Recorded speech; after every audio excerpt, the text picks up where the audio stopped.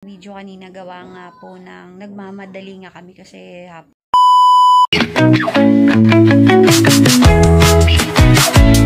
welcome back sa ating YouTube channel. Wala akong energy today guys kasi I feel so bad kasi nangyari today kasi nag-apply lang naman ako ng business for sa negosyo ko na nga papasukin na online. Ngayon, ang hiningi lang naman sa akin ay barangay business permit.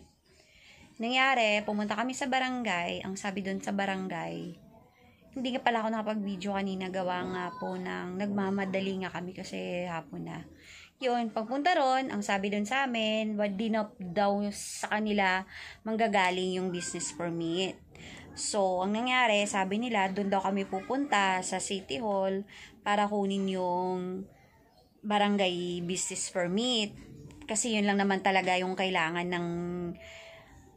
ko. Ngayon, pagpunta namin doon, pagpunta namin sa City Hall, ang sabi nila, di na daw sila nagbibigay ng for the business permit. Yun nga po, ang sabi nila, hindi na sila nagbibigay ng business permit. And then, ang kailangan daw, dun daw kami pupunta for the mayor's permit na nga. Yun na nga po. Pagpunta namin doon, kasi online lang naman eh. Ngayon, ang sabi, ang dami nilang hinihingi guys. Ganun naka-hassle ngayon. Sana yung mga hinihingi nila. Ang dami nilang hinihingi sa akin. Or papel lang naman na isang peraso, tas ganito kadami yung hinihingi nila. As you can see, madami silang hinihingi. Lahat ng check na yan guys, yun yung hinihingi nila. And then, hinihingi nila waiver pa sa nakatiras. Kasi nakikita rin lang nga kami dito sa magulang ng husband ko. May waiver pa, kasulatan, tas consent, tapos meron pang with notarize pa yun ha. Then, tax declaration, tapos with picture of business establishment, yun pa, tapos meron naman akong DTI, wala namang problema. And valid ID, meron naman ako. So, ayun guys, 'di ba? Ang hinihingi mo lang naman ay barangay permit for your business, 'di ba? Ang hiningi nila, ito guys, ang dami. Ang dami nilang ipinapagawa sa akin. Kaya daw maglagay ako muna ng signage, picturean ko.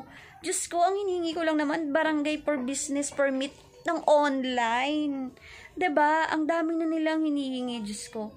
Sabi ko, oh my God, stress pala. Nagdegosyo ka lang naman ng online, magbebenta ka lang naman, wala ka namang ipapakitang pwesto kasi nga online naman siya, 'di ba? Pero nakakasad lang, 'di ba? Ang dami nilang hinihingi, 'di ba? Sa kapiraso lang na papel, isang peraso lang hinihingi ko, guys, at ito ang binibigay nila, napakadami. Nakakalungkot lang isipin na ganun kadami yung hinihingi nila. So, yun, I'm so sad naman, 'di ba? Sabi ko nga, pag-iisipan ko kung itutuloy ko pa ba to o ititigil ko na. Kasi medyo ang dami na nilang hinihingi. Medyo madugo ang laban na to, guys. Ang dami ko na. Isipin mo, magkukuha ka pa lang ng ng BIR, ang dami na nilang requirements. Meron ako noon, kumuha na nga ako. Sa sobrang dami nilang requirements. Pumila ako doon, yun. Tapos, akala ko okay na, kasi kailangan naman talaga natin maging legal ang lahat, 'di ba? Kasi negosyo ka. Tapos yung guys, ang hinihingi lang naman sa akin ay barangay for business permit. Kasi 'di ba? Pag sinabing barangay for business permit, dapat makukuha mo lang talaga siya sa barangay, 'di ba? Ngayon, ang punta namin sa barangay, hindi na daw sila iwan ko lang sa ibang lugar kung nagre-release pa sila ng barangay permit. Kasi dito sa lugar namin, hindi na eh. Ewan ko ba?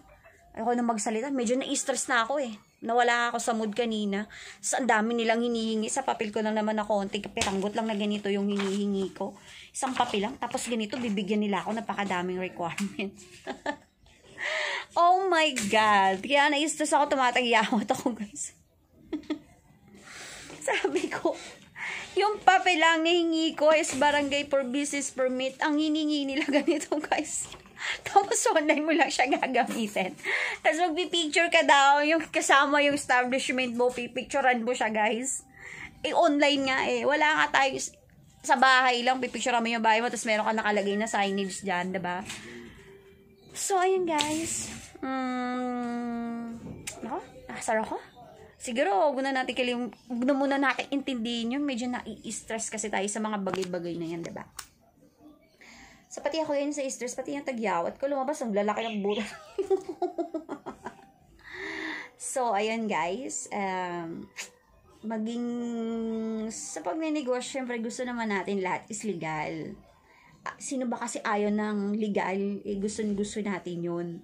Kasi 'di ba, mas magandang pakinggan na meron kang negosyo na sa tamang proseso, 'di ba? Yun nga, gusto namin nasa tamang proseso, pero bakit ang dami naman na hiningi? Yun lang naman hiningi ko yung for barangay lang. Akala ko expected ko kanina guys ang hihingi lang nila ay sedula, barangay clearance, valid ID or barangay ID.